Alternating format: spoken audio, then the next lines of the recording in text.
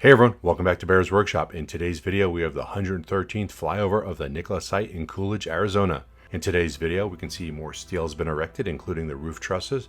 The water campus walls are getting taller and taller, and the grading in the parking lot area continues. But instead of construction, let's talk about TC Energy.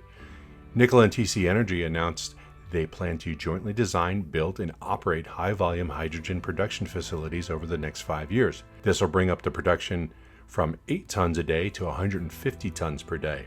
This means with 8 tons, you could fill up about 134 Nikola FCEV trucks that have a range of about 900 miles. I'm basing this on Hyundai getting 30 kilograms per 500 miles.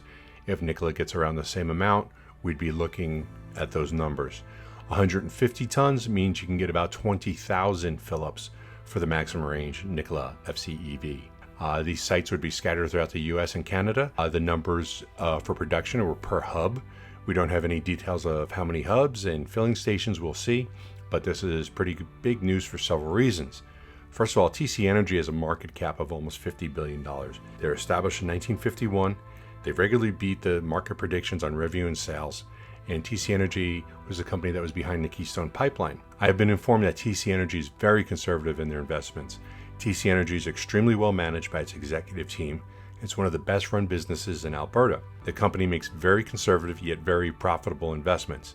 The fact that they are partnering with Nikola is a confidence builder. I got to mention that there are going to be energy companies that are going to die if they don't change and adapt to the new disruptive technologies of alternative energy. TC Energy is showing that they want to survive and that they're going to do what they have to, make new alliances, new plans in order to survive into the future. I don't know if the existing oil and gas pipelines can be converted to hydrogen, but if they can, that could be huge for them. I would imagine natural gas pipelines would be easier to convert. I think natural gas is more of an inert substance than oil.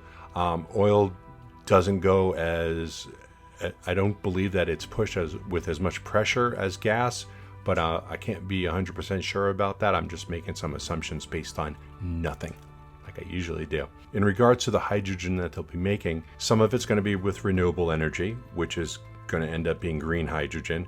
The biomass and natural gas would be considered gray hydrogen, which about 97-98% of all hydrogen is gray.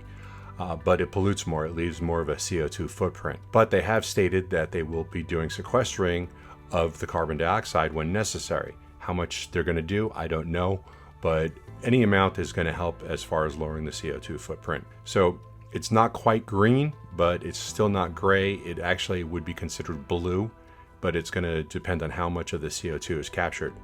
You guys got any thoughts on this? Let me know down below. If you like this video, please hit that thumbs up button. If you haven't already, please subscribe to see more content like this in the future.